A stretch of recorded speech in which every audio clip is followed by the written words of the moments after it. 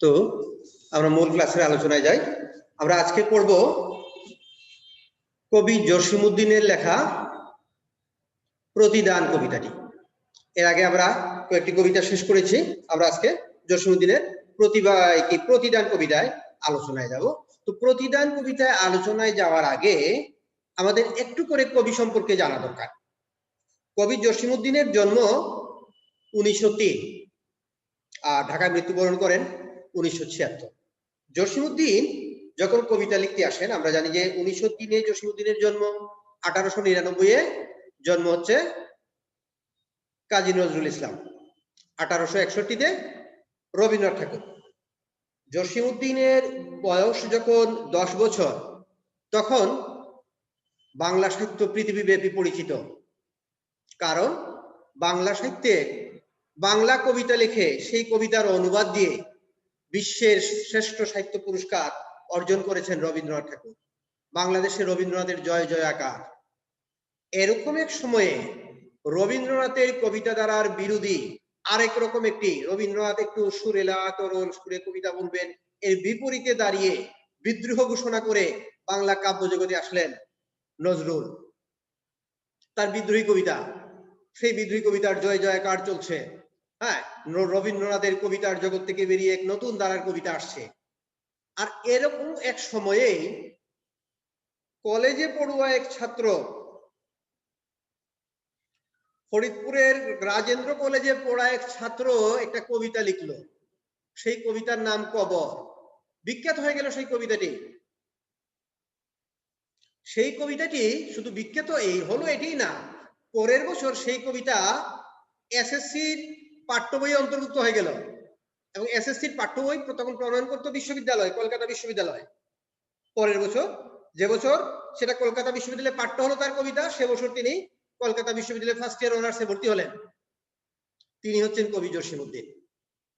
তাহলে একটা হচ্ছে রবীন্দ্রনাথের কবিতার একটা ধারা, সবকিছু একটু সুরেলা, সবকিছুকে মিলে একাকার করে দেয়া, কবিতা, নৌকা, হ্যাঁ, ফুল, পাখি, প্রজাপতি, এরকম এক জীবন, সহজ সরল সুন্দর জীবন। জমিদার নৌকা থেকে দেখছেন পৃথিবী কত সুন্দর, ইত্যাদি ইত্যাদি। এর বিপক্ষে দাঁড়িয়ে নজরুল বিদ্রোহ ঘোষণা করলেন। আর এই দুটো থেকে আরেকটা ভিন্ন অবস্থায় নিয়ে আসলেন জসিমউদ্দিন। তিনি বললেন, তুমি যাবে ভাই, যাবে মোর সাথে আমাদের ছোট গায়ে। সেই গ্রামের সহজ সরল জীবন রবীন্দ্রনাথ যেখানে দেখলেন শহরে ইটের পরে ইট, মাঝে মানুষ কীট, এই অবস্থা থেকে পরিত্রাণের উপায় জসিমউদ্দিন খুঁজলেন গ্রামে গিয়ে। আরেকটা বিষয় যে সমকালীন সমাজ জীবনে নানা সমস্যা, নানা ভাগাগোড়া, হিংস্রতা, মারামারি, হানাহানি, যুদ্ধ, এক জাতি আরেক জাতিকে দেশ থেকে তাড়িয়ে দিচ্ছে, এক জাতি আরেক জাতিকে নিশ্চিহ্ন করে দিচ্ছে, এই যে নানা বিষয়, এগুলো থেকে বেরিয়ে আসার উপায় কি, সেই বিষয়গুলোই তিনি যেন তার কবিতায় তুলে আনলেন। তার এরকমই একটি কাব্যগ্রন্থের নাম হচ্ছে বালুচর। একজন নৌকায় ছিলেন, একজন বিদ্রোহ ঘোষণা করলেন, এবার তিনি সাধারণ মানুষে যে বালুতে থাকে সেই বালুচরে নেমে এসে বালুচর নামে তার কাব্যগ্রন্থ। সেই কাব্যগ্রন্থের কবিতায় তিনি কি বলছেন সেটাই আমরা একবার আগে পড়ে নিই, তারপর আমরা যাই। আমার এ ঘর ভাঙিয়াছে যেবা, আমি বাঁধি তার ঘর, আপন করিতে কাঁদিয়া বেড়াই যেমুরে করেছে পর। যেমুরে করিল পথের বিভাগী, পথে পথে আমি ফিরি তারি লাগি। দিগল রজনী তার তরে জাগি, ঘুম যে হরেছে মোর, আমার এ ঘর ভাঙিয়াছে যেবা, আমি ভাদি তার ঘর। এটা কিভাবে সম্ভব? এটা সম্ভব যদি মানুষের মধ্যে, মানুষের জন্য মানুষের ভালোবাসা তৈরি হয়। মানুষ মানুষকে ভালোবাসতে পারলেই এই কাজটি করতে পারে। কিরকম? আমার ঘর যে ভেঙেছে, আমি তার জন্য ঘর বানিয়ে দেই। আপন করিতে কাঁদিয়ে বেড়াই যে মুরে করেছে পর। যে আমাকে পর করে, আমাকে ফেলে চলে যায়, আমার দিকে তাকাই না, আমাকে পর মনে করে, আমি তাকে আপন করার জন্য তার পিছনে পিছনে তার জন্য কান্না করে মরি। যে মুরে করেল পথের বিভাগী, পথে পথে আমি ফিরি তারি লাগি। যার কারণে আমি সন্ন্যাসী হয়ে গেছি, পথের বিভাগী হয়েছি, পথে পথে আমি তার জন্যই ফিরছি। দিগল রজনী তার তরে জাগি, ঘুম যে হরেছে মোর। দিগল রজনী, দীর্ঘ রাত, তার জন্য জেগে থাকি, যে আমার ঘুম হরণ করেছে, কেড়ে নিয়েছে, যার কথা চিন্তা করতে করতে আমার ঘুম হয় না। কেমন একটু প্রেমের কথা। কেমন? যার কথা চিন্তা করতে করতে আমার ঘুম হয় না, যে আমার ঘুম হরণ করে নিয়েছে, আমি তার জন্যই জেগে থাকি। আমার এই ঘর ভাঙিয়াছে যে বা, আমি বাঁধি তার ঘর। আমার এই ঘর ভেঙে দিয়েছে যা, সে, আমি গিয়ে তার ঘর বেঁধে দেই। জেগেছে বুকেতে আঘাত হানিয়া, তার লাগে আমি কাঁদি। যে আমার বুকের মধ্যে আঘাত দিয়ে চলে গিয়েছে, আমি তার জন্যই কান্না করি। যে মরে দিয়েছে বিষে ভরা বান, আমি দেই তারে বুক ভরা গান। যে আমাকে বিষে ভরা বান দিয়েছেন, তীরের আগায়, হ্যাঁ, যে তীর ধনুকের তীরের আগায় বিষ লাগিয়ে সেই তীরটি আমাকে নিক্ষেপ করেছে, সেই তীর আমার বুকে লেগে বুক জ্বলে যাচ্ছে, তারপর আমি গালি না দিয়ে তার জন্য বুক ভরা গান রচনা করি। আমি গান রচনা করি কার জন্য? যে আমাকে বুকে তীরবিদ্ধ করেছে, আঘাত দিয়েছে, কষ্ট দিয়েছে, যাকে আমি ভালোবেসেছি, তার জন্য আমি কষ্ট পাচ্ছি এবং তার জন্যই গান লিখছি। কাটা পেয়ে তারে ফুল করি দান, সারাটি জনম ভর, সারা জীবন ভর যে আমাকে কাটা দিয়েছে, সেই তার কাটা রেখে আমি তাকে উল্টো ফুল দিয়ে থাকি। আপন করিতে কাঁদিয়া বেড়াই, যে মোরে করেছে পর। মোর বুকে যে বা কবর বেঁধেছে, আমি তার বুক ভরি, রঙিন ফুলের সোহাগ জড়ান, ফুল মালঞ্চ ধরি। তাহলে যে বুকে, আমার বুককে কবর বানিয়ে দিয়েছে, মানে পৃথিবীর সবচেয়ে নিষ্ঠুরতম হিংস্র জায়গা, ভয়ঙ্কর যে জায়গা, সেটা হচ্ছে কবর। বেদনার যে জায়গা, সেটা হচ্ছে কবর। যে আমার বুককে যে কবর দিয়েছে, আমি কি করি? মোর বুক, দেখো, মোর বুকে যে বা কবর বেঁধেছে, আমি তার বুক ভরি, রঙিন ফুলের সোহাগ জড়ান, ফুল মালঞ্চ ধরি। আমি তার বুকের মধ্যে রঙিন ফুল মালঞ্চ, ফুলের বাগান করে ধরি। যে মুখে সে কহে নিঠুরিয়া বাণী, যে মুখ দিয়ে সে নিষ্ঠুর বাণী বলে, কঠিন কথা বলে, তীক্ষ্ণ আঘাত করে কথা দিয়ে, সেই মুখ আমি লয়ে করে তার মুখখানি, এখানে করে, কর মানে হাত, আমি তার মুখটা আমার হাতের মধ্যে নিয়ে কতটাই হতে কত কি যে আনি, সাজাই নিরন্তর। বিভিন্ন জায়গা থেকে, কত ঠাই থেকে, কত স্থান থেকে কত জিনিস আনিয়ে তার মুখটাকে আমি হাতে নিয়ে তার মুখটাকে আমি সুন্দর করে সাজাই। যে মুখ দিয়ে আমাকে কঠিন কথা বলে, সেই মুখকে আমি হাতে নিয়ে যত্ন করে আদর করে সেই মুখের মধ্যে বিভিন্ন জায়গা থেকে কতটাই হতে কত কি যে আনি, কত জিনিস আনিয়ে তার মুখটাকে আমি সাজাই নিরন্তর, প্রতিনিয়ত, সব সময়। আপন করিতে কাঁদিয়া বেড়াই, যে মোরে করেছে পর। যে আমাকে পর করেছে, তাকে আপন করার জন্য আমি কেঁদে বেড়াই। এই যে কথাগুলো, এটাকে দুভাগে ব্যবহার করা যায়। একটা হচ্ছে কবির প্রিয়তম, কবিকে আঘাত দিয়ে চলে গিয়েছে, কিন্তু তিনি এই আঘাতের বিপরীতে পাল্টা আঘাত করেননি। তাহলে কেন করেননি? কারণ সেই প্রিয়তমকে বা প্রিয়তমাকে কবি ভালোবাসেন বলেই তিনি পাল্টা আঘাত করেন না। উল্টো যে মুখ দিয়ে তার প্রিয়জন, তার যাকে কঠোর কথা বলে, নিষ্ঠুর বাণী বলে, তিনি সেই মুখটা নিয়েই, যে মুখ দিয়ে কঠোর বাণী বেরোয়, নিষ্ঠুর কথা বেরোয়, গালি বেরোয়, আক্রমণ বেরোয়, আঘাত বেরোয়, সেই মুখটাকে হাতে নিয়ে তিনি কত জায়গা থেকে কত কিছু এনে সেই মুখটাকে সাজিয়ে তুলেন। আবার যে তার বুকে আঘাত করেছে, তিনি তাকে আপন করতে ঘর থেকে বেরিয়ে, যার কারণে তিনি বিভাগী হলেন, তার জন্য তিনি ঘর বেঁধে দেন। যে তার ঘর ভেঙেছে, তার জন্যই তিনি পথে পথে ঘুরে বেড়ান তাকে ঘর দেওয়ার জন্য। যে যার কারণে তার ঘুম হরণ হয়েছে, তিনি তার জন্যই তিনি রাত জাগেন, তার জন্যই তিনি গান লেখেন, তার জন্যই কবিতা লিখেন। এই কাজটা আমরা কখন করতে পারি? যখন আমরা কাউকে ভালোবাসি। ঠিক এই ভালোবাসাটা যদি আমরা পৃথিবীর সকল মানুষের প্রতি হয়, আমি মানুষ হয়ে জন্ম নিয়েছি, মানুষকে ভালোবাসবো, অথবা আমি এই পৃথিবীর এই জীবকে ভালোবাসবো, এই বোধটুকু যদি আমাদের মধ্যে আসে, তাহলে যে আমাকে কঠোর কথা বলছে, আমি তাকে পাল্টা কঠোর কথা বলতে পারবো না। যে আমার বাড়িঘর ভেঙে দিয়েছে, আমি তার ভাঙতে পারবো না। আচ্ছা ঠিক আছে, তুমি ভেঙে দিয়েছো, আমি তোমারটাই করে দিই। তাহলে হয়তো পৃথিবীতে এই যে প্রতিদান যদি আমরা দিতে পারতাম, তাহলে হয়তো এই হিংস্রতা হতো না। এটা একটা দিক, এটা কবির ভাবনা, কবির একরকম করে ভাবনা। ভাবনার বিভিন্ন দিক আছে। কেউ বলছেন, হ্যাঁ, যেমন কুকুর তেমন মগুর, এর বিপরীত ভাবনা এটা। হ্যাঁ, শটে শটাং, যে শটতা করে তার সাথে শটতাই করতে হয়, এটা একটা ভাবনা। আরেকটা হচ্ছে বিপরীত ভাবনা এটা। তাহলে এই বিষয়টাকে আমরা বিভিন্ন ভাবে আমরা ব্যবহার করতে পারি। যে কোনো বিষয়কে কেন্দ্র করেই আমরা এই বিষয়টাকে দুভাগে ব্যবহার করতে পারি। আমরা সমকালীন বিষয়কে কেন্দ্র করে যদি এই বিষয়টি আসে, তাহলে আমরা এটাকে দুইভাবে বিশ্লেষণ করতে পারি। আমাদের দেশের যে বর্তমান যে রাজনৈতিক সমস্যা কেন্দ্রে কিন্তু এই প্রশ্নটা হতে পারে যে যে আমাদের জাতির জনকে যারা ভেঙে দিল, ভাস্কর্য ভেঙে দিল, আমরা পাল্টা আক্রমণ করে তাদের হাত পা ভেঙে দেবো বলে এক এসপি বললেন, এটা একটা দিক। আরেক দিক বলছেন আমার স্বরাষ্ট্রমন্ত্রী বলছেন যে না আমরা মাওলানাদের সাথে আলোচনা করে একটি সমাধানে যাব। এই যে আলোচনা করার চিন্তা, এটা হচ্ছে প্রতিদান। ভেঙেছে তারপরও তার সাথে আলোচনা, হ্যাঁ আমরা তাদের ঘর করে দিব, তাদের এই করে দিব। এই যে আলোচনার মধ্যে দিয়ে প্রতিদানের মধ্য দিয়ে একটা দিক। তাহলে যে কোনো বিষয়কে দুভাবেই বিশ্লেষণ করা যায়। কেমন জগৎ জীবনের এই সমস্যাকে তুমি কিভাবে মোকাবেলা করবে, তাহলে এটা হচ্ছে কবির দৃষ্টিভঙ্গি।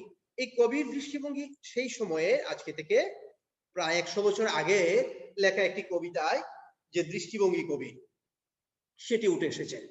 নজরুল হচ্ছেন ভেঙে ফেল করলে লুপাট, কেমন ভেঙে চুরমার করে যে একজন গান শুনিয়ে যাচ্ছেন, আরেকজন বলছেন যিনি আমাকে কষ্ট দেয়, যে আমাকে আঘাত করে তাকেই আমি ভালোবেসে যাব, তাহলে সে হয়তো আর আঘাত করবে না।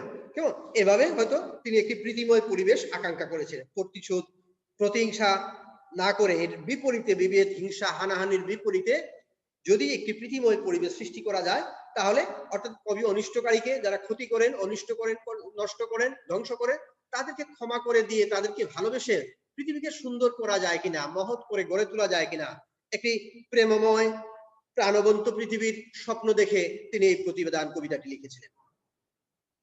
তো এই কবি সম্পর্কে আমরা একটু জানবো। কবি জসিমউদ্দিনের জন্ম হচ্ছে ফরিদপুর জেলার তাম্বুলখানা গ্রামে মাতুল আলয়ে। মাতুল আলয় হচ্ছে মামার বাড়িতে, তার মামার বাড়ি যেখানে সেখানে তিনি তার জন্ম হয়েছিল এবং জন্ম হয়েছিল 1 জানুয়ারিতে। তার বাবার নাম তার মায়ের নাম এগুলো তোমাদের অবজেক্টিভের জন্য দেখবা। আর তার বাবার বাড়ি হচ্ছে ফরিদপুরের গোবিন্দপুরে, আর মায়ের বাড়ি ছিল তাম্বুলখানায়, জন্ম হয়েছিল তাম্বুলখানায়। ফরিদপুর রাজেন্দ্র কলেজ থেকে আইএ ও বিএ পাশ করার পর তিনি কলকাতা বিশ্ববিদ্যালয় থেকে বাংলা ভাষা ও সাহিত্যে এমএ পাশ করেন এবং ওই রাজেন্দ্র কলেজে থাকা অবস্থায় তিনি কবর কবিতা লিখেছিলেন এবং সেই জন্য তিনি একটি উপাধি পান, পল্লী কবি হিসেবে তিনি পরিচিতি পান। কেমন গ্রাম্য কবি নয় কিন্তু পল্লী কবি। আচ্ছা, কর্মজীবনে ঢাকা বিশ্ববিদ্যালয়ে কিছুদিন চাকরি করেন, পরে সরকারের প্রচার এবং জনসংযোগ বিভাগের উচ্চ পদে আসীন হন। পল্লী জীবন তার কবিতার প্রধান উপজীব্য, পল্লী জীবন তার কবিতায় উপজীব্য হয়ে উঠেছে, উপজীব্য বা মূল বিষয় হয়ে উঠেছে। তার কবিতায় বাংলার গ্রামীণ জীবনের আবহ, সহজ সরল প্রাকৃতিক রূপ, উপযুক্ত শব্দ এবং উপমা এবং চিত্রের মাধ্যমে তিনি এই বিষয়গুলোকে সাধারণ মাত্রায় মূর্ত করে তোলেন। মূর্ত মানে আকৃতিময়, ছবির মতো দেখা যায় যেটা। তার বিখ্যাত গ্রন্থ হচ্ছে নকশিকাতার মাঠ। কাব্যটি বিভিন্ন বিদেশি ভাষায় অনুদিত হয়েছে। তার অন্যান্য জনপ্রিয় এবং সমাদৃত বই হচ্ছে সুজন বাদিয়ার ঘাট, বালুচর, ধানক্ষেত, রঙ্গিলা নায়ের মাঝি। তিনি কলকাতার রবীন্দ্রভারতী বিশ্ববিদ্যালয় থেকে সম্মানসূচক ডিলিট উপাধি পেয়েছিলেন। এই হচ্ছে এই কবিতার মূল বিষয়টি। কেমন এবার আমরা আজ এই কবিতার একটু বহু নির্বাচনী অংশে যাই। কেমন সময় আছে আমরা একটু কথা বলি। যেমন প্রতিদান কবিতায় কবি কাটাপে কি দান করেছেন, তাইলে কাটাপে কি দান করেছেন আমরা কবিতা যারা জানা থাকলেই, হ্যাঁ কে পারবা? ফুল দান করেছেন। আচ্ছা, আমার ঘর ভাঙিয়াছে যে বা আমি বাদী তার ঘর, এ পংক্তিতে কি বোঝানো হয়েছে? পরোপকার, সর্বংসহা, আত্মগ্লানি, কৃতজ্ঞতাবোধ। বলো, আমার ঘর ভাঙিয়াছে যে বা আমি বাদী তার ঘর, এই পংক্তিতে কি বোঝানো হয়েছে? পরোপকার না সর্বংসহা? কৃতজ্ঞতা। কৃতজ্ঞতা? আমার ঘর ভাঙছে আমি তার প্রতি কৃতজ্ঞ হইছি? সর্বংসহা মানে কি? সহ্য করে নেই, সবকিছু সহ্য করে নেই। আমার ঘর ভাঙিয়াছে যে আমার ঘর ভাঙছে যে আমি তার ঘর বাঁধি। তার মহানুভবতা। এখানে তো মহানুভবতা নাই,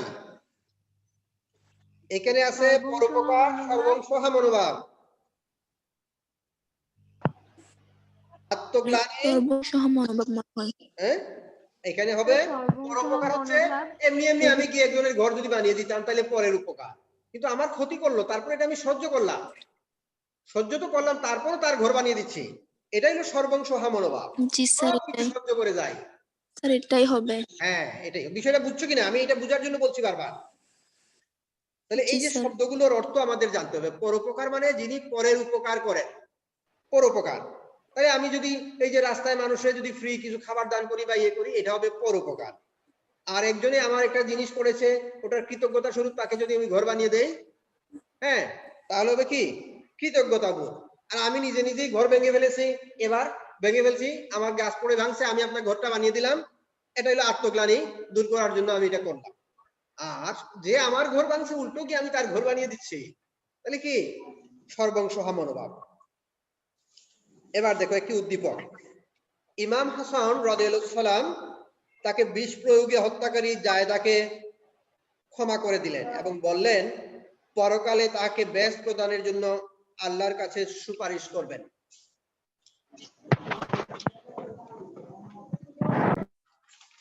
উদ্দীপক শেষ। ঠিক আছে? ইমাম হাসান, তোমাদের এটা বিষাদ সিন্ধুর কাহিনী, কি করলেন? তাকে যে বিষ প্রয়োগ করেছিল জায়দাকে তিনি ক্ষমা করে দিলেন এবং বললেন পরকালে তাকে বেশ প্রদানের জন্য আল্লাহর কাছে তিনি সুপারিশ করবেন। এটা হচ্ছে উদ্দীপক। এবার আমরা প্রশ্নে যাই। উদ্দীপকের হাসান রাদিয়াল্লাহু সাল্লামের সাথে প্রতিদান কবিতার কোন পংক্তির মিল আছে?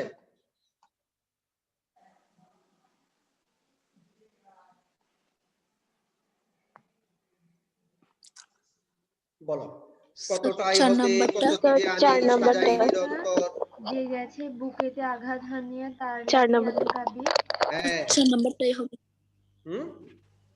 4 4 কারণ নাম্বারটা নাম্বারটা। ভ। হ্যাঁ, এই আগের লাইনগুলোতে দুটো কথা আসছে না, উদ্দীপকের পুরোটা আসতেছে না। একজন আঘাত দিয়েছে, তার জন্য আমি আবার কাঁদছি, তাহলে কি হবে? জি স্যার। জেগেছে বুকেতে আঘাত হানিয়া তার 4 লাগে আমি নাম্বার। কাঁদি। কেমন? আচ্ছা, এবার বলো তো, এবারে এই যে জায়েদা, জায়েদা ইমাম হাসানের কি? স্ত্রী। হ্যাঁ, তাহলে প্রিয় তোমার জন্য তিনি কাঁদছেন, মিলে গেছে, তাই না? আচ্ছা, এবার উপযুক্ত মিলের কারণ কি? ক্ষমাশীলতা, আত্মপ্রশংসা, পারস্পরিক সৌহার্দ্য। ক্ষমাশীলতা, পারস্পরিক সৌহার্দ্য। হ্যাঁ, ক্ষমাশীলতা ও পারস্পরিক সৌহার্দ্য। সৌহার্দ্য। হ্যাঁ, তাহলে 1 আর 3, 1 আর 3 আছে কোথায়? খতে। ঠিক আছে? আচ্ছা, জি স্যার। এবার আমরা যাই পরের উদ্দীপকে। এক বুড়ি হযরত মুহাম্মদ সাল্লাল্লাহু আলাইহি সাল্লাম এর চলার পথে কাঁটা বিছিয়ে রাখতো এবং পথ চলতে নবীর পায়ে কাঁটা ফুটলে আনন্দিত হতো। একদিন পথে কাঁটা না দেখে নবীজি চিন্তায় পড়ে গেলেন এবং বুড়ির বাড়িতে গিয়ে দেখলেন বুড়ি অসুস্থ। নবী সাল্লাল্লাহু আলাইহি সাল্লাম কে দেখে বুড়ি ভীত হলেন। তিনি বুড়িমাকে ক্ষমা করে দিয়ে দিলেন এবং সেবা যত্ন করে সুস্থ করে তুললেন। তাহলে মূল কাহিনীর যে মিল। এবার দেখো কবি কাকে বুক ভরা গান দেন?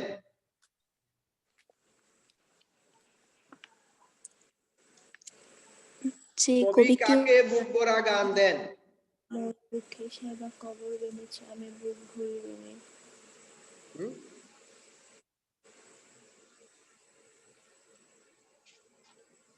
কবি কাকে বুক ভরা গান দেন? কে পারবা? যে কবিকে বিষ ভরা বান দিছে। তাইলে আমরা লিখবো, এই যে মনে করো যে 4 নাম্বার, তো এটা 5 নাম্বার। সৃজনশীলের আগে এখানে একটা নাম্বার বসিয়ে দাও 5। এখানে একটা নাম্বার বসিয়ে দাও 5। পরীক্ষার খাতায় উত্তর লেখার সময় আমরা কি করব? পরীক্ষার খাতায় আমরা লিখবো 5 ক। এর পরে কি চিহ্ন আছে? ডট। এই যে একটা ডট দিব, দিয়ে লিখবো এর, একটু খাতায় লিখে নাও উত্তর। 5 ক এর উত্তর। কবি কাকে বুক ভরা গান দেন? যে কবিকে বিষে ভরা গান দিয়েছে, বিষে ভরা বান দিয়েছে বা দেয়, তাকে কবি বুক ভরা গান দেন। পুরোটা লিখলে হবে, অথবা যে দিয়েছে বিষ ভরা বান, এতটুকু লিখলে হবে। বোঝা গেছে কিনা? হ্যাঁ, যে মুড়ে দিয়েছে বিষে ভরা বান, এটাকে যে মুড়ে নাম হলে আমরা কি বলবো? যে কবিকে কবিকে। কবিকে হ্যাঁ, বিষে ভরা বান। বান এই যে বান বানানে কিন্তু মূর্ধন্য লিখতে হবে, দন্তন্য লিখলেই নাম্বার কাটা। বিষে ভরা বান, এই যে বিষে ভরা বান দিয়েছে, দিয়েছে এতটুকু দিলে হবে। অথবা তাকে, যে কবিকে বিষে ভরা বান দিয়েছে তাকে, কবি কবি তাকে তাকে, ভরা গান কবি দেন, তাকে বুক ভরা গান দেন। বুক ভরা গান দেন। শেষ। কিন্তু এই যে যত লম্বাই লিখে না কেন, এই বান বানান যদি ভুল করে ফেলো, এই বান মানে কি তীর, এখানে দন্তন্য যদি লিখে ফেলো তাহলে কিন্তু নাম্বার কাটা, শূন্য। এই লাইনটাতে 1 নাম্বার। কিন্তু পরীক্ষায় ভালো ছাত্ররা এই জায়গায় এখানে 1 পা, খারাপ ছাত্ররা এই প্রশ্নটা ভুল করে বলে, এই যে বান বানানটা ভুল করলেই নাম্বার শেষ ইন্টারমিডিয়েটে। বান মানে এখানে তীর, আর দন্তে ন লিখলে বন্যা। খেয়াল করতে হবে। এই জন্য এই সব প্রশ্নের আনসার শুধু রিডিং করলে হবে না, খাতায় লিখতে হবে, একটু লিখে নোট করে ফেলবা। কবিকে যে পর করেছে তাকে আপন করার জন্য কেঁদে বেড়ান কেন? কবিকে যে পর করেছে তাকে আপন করার জন্য কেঁদে বেড়ান কেন? কে পারবেন একটু বলেন তো দেখি।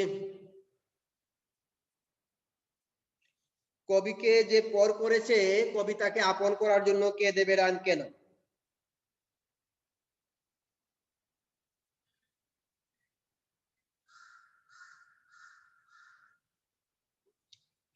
কারণ কবিকে যে পর করেছে কবি তাকে কি কি করেন? আপন করেন। কেন আপন করতে চান? কেন আপন করার জন্য কেঁদে বেড়ান কেন? কারণটা কি?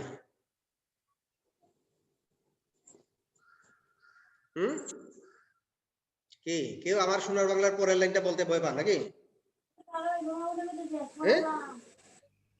কবি কারণ কবি তাকে তার ভালোবাসেন। ঘর ভাঙিয়াছে। কবি তাকে ভালোবাসেন, তাকে নিয়ে ঘর করতে চেয়েছিলেন, তাকে ঘর করতে রাজি হয় নাই বলে তো বলেছে ঘর ভেঙেছে। বুঝে গেছে? কারণ কবি তাকে ভালোবাসেন, কবির সাথে তার গভীর প্রেম। কবি তাকে ভালোবাসেন বলেই তিনি যে তাকে পর করেছে তাকে তিনি আপন করতে চান, তাকে ভালোবাসতে চান, তাকে নিয়ে সুন্দর সংসার, সুন্দর পৃথিবী নির্মাণ করতে চান, তাকে নিয়ে সংসার জীবন যাপন করতে চান। এই কারণেই তিনি যে তাকে পর করেছে তাকে আপন করার জন্য কেঁদে বেড়ান। সে আপন হলো না, তার জন্য তার কান্না, তার জন্য তার দুঃখ। এবার উদ্দীপকের ভাবের সাথে প্রতিদান কবিতার মূল ভাবের সাদৃশ্যপূর্ণ দিকটি ব্যাখ্যা করো। তাহলে আমরা বলবো উদ্দীপকের ভাবের সাথে কবি জসিমউদ্দিন, পল্লী কবি জসিমউদ্দিন রচিত প্রতিদান কবিতার মূল ভাবের যে সাদৃশ্য রয়েছে সেটি হচ্ছে পরোপকার এবং কি কাদের প্রতি, শুধু পরোপকার না, একটি সর্বংসহা মনোভাব, যে যে যা ক্ষতি করার পরও তাদের উপকার করা। কেমন যে এখানে বুড়ি, যে বুড়ি তাকে কাটা দিত সেই বুড়ির জন্য তিনি চিন্তিত, বুড়ির সেবা করেছেন। ঠিক একইভাবে আমরা এই কবিতায় দেখি যে তার ঘর ভেঙে যায়, তার জন্য তিনি কান্না করেন, যে যার কারণে তিনি ঘুম হয় না তার জন্য তিনি গান রচনা করেন, যে তাকে বিষ ভরা বান দেয় তার জন্য তিনি গান রচনা করেন। কেমন যে যে মুখ দিয়ে তার নিষ্ঠুর বাণী বলে সেই জায়গায় তিনি কি করেন, সেই মুখটাকে যত্ন করে কত জায়গা থেকে কত কিছু আনে সেই মুখটাকে তিনি সুন্দর করে সাজিয়ে তুলেন, গড়ে তুলেন। এই যে বিষয়গুলো, এগুলোকে আমাদের বলতে হবে।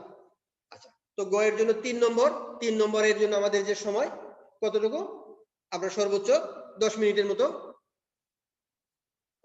10 মিনিট না, টোটাল হচ্ছে 20 মিনিট। কেমন ঘতে আমরা 10 মিনিট আর বাকি 3টা মিলে আমরা 10 মিনিট নিতে পারি। ঠিক আছে, ঘতে লিখবো 10 মিনিট সময়, আর ওই 3টা মিলে আরো 10 মিনিটের মধ্যে আমাদের লিখতে হবে। আচ্ছা, এবার ঘতে হচ্ছে উদ্দীপক ও প্রতিদান কবিতার ভাবার্থ ধারণ করলে একটি সুন্দর সমাজ গড়া সম্ভব। তাহলে আমরা বলবো যে পল্লী কবি জসীমউদ্দীন রচিত প্রতিদান কবিতা এবং উদ্দীপক এর মূল ভাবকে যদি আমরা ধারণ করতে পারি, সেই মূল ভাব হচ্ছে হিংসা নয়, হানাহানি নয়, ভালোবাসা দিয়ে পৃথিবীকে জয় করা যায়, প্রেম দিয়ে, ভালোবাসা দিয়ে।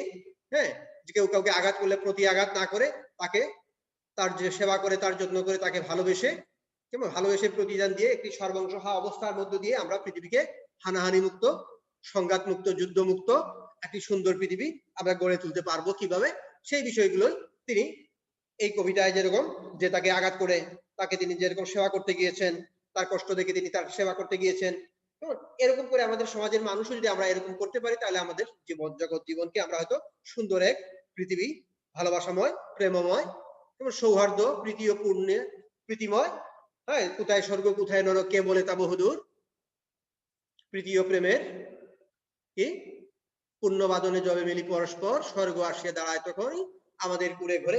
এই যে বিষয়গুলো, এগুলো দিয়ে আমরা বলবো যে এই পৃথিবীকে আমরা সুন্দর করে তখনই গড়ে তুলতে পারবো যদি আমরা পরস্পরকে ভালোবাসি, হিংসা বিদ্বেষ ভুলে গিয়ে, কেমন হানাহানি বা প্রতিহিংসা না করে, প্রতি আঘাতে প্রত্যাঘাত না করে, আমরা যদি যে আমাকে আঘাত করেছে তার জন্য, সে কেন আঘাত করলো সেই কারণ অনুসন্ধান করে সে যেন তার এই আঘাত বুক পাল্টা ইয়ে করি, যদি আমরা কেমন তাকে পাল্টা স্নেহ করি, তাকে ভালোবাসি, তাহলে একসময় সে এই বিষয় থেকে আমরা এই পৃথিবীকে আমরা সুন্দরভাবে গড়ে তুলতে পারবো বলে কবি মনে করেন।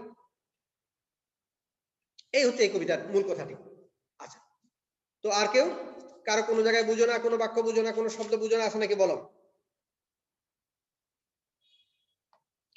কাটা পেয়ে তারে ফুল করি দান সারাটি জনম ভর। সারাটি জনম ভরে মানে পুরো জীবন, সমগ্র জীবন, যে এখন কিছুদিন করছি আর পরে করব না, এটা নয়, সব সময় করতে হবে। যখন পাইনি, পাওয়ার আগ পর্যন্ত করছি, আর যখন পেয়ে যাব তখন আর করব না, সেটাও নয়। আচ্ছা, আর কেউ? এখানে এই কবিতার মূল কথা হচ্ছে প্রীতিময় এক পরিবেশ সৃষ্টির আকাঙ্ক্ষা কবির মধ্যে জাগ্রত হয়েছে, এবং সেই আকাঙ্ক্ষাটাই তিনি ব্যক্ত করেছেন। কটু কথা বা হিংসাত্মক ভাষা আর প্রতিবাদে তিনি তার মুখকে নিয়ে তিনি যত্ন করছেন, তার মুখকে সুন্দর করে সাজিয়ে দিচ্ছেন।